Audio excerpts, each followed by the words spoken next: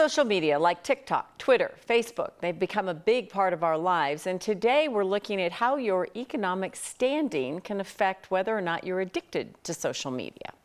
So joining us today, Cheryl Ziegler is back with us, our 9 News parenting expert. So let's talk about economic inequality as well as problematic social media use. They are linked, and what do you see in that linkage?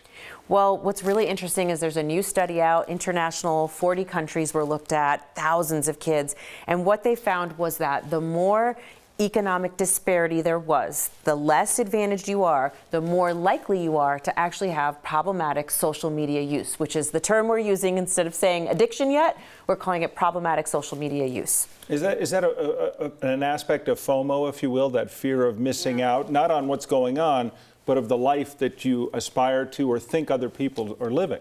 Yeah, that was one of the really interesting parts of this study, was that they said, okay, so there's a wealth gap. Okay, that's part one. But part two was, it was the posting of people in their classrooms or in their schools. So the closer you were sort of connected, the more those posts bothered you, bothered the more disadvantaged person. And also an important variable is that if you had less peer support, you were more affected. So meaning the more friends you have, the less affected you are, the better off you are if you have peer connections, which applies to many areas, but really specifically to this.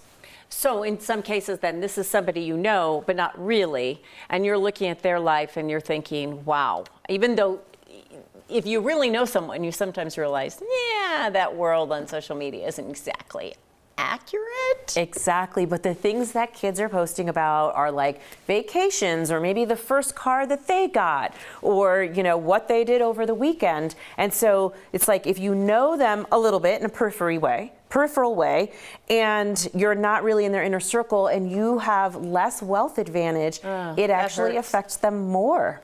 So if you're a 35 or a 50-year-old, theoretically you can manage this relationship between what's real and what's on Instagram, so to speak.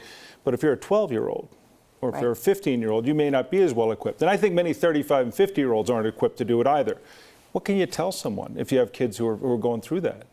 Well, I think one of the really important things are looking to see why kids even go on social media for these reasons. So they go on because they're escaping their negative feelings, or they said they were sort of addicted in terms of they couldn't get off. They were lying to people about their social media use. So the first piece is encourage them to be honest. Why are you on there? Why are you on there so much? The second piece is make sure that as a parent, you really support friendships.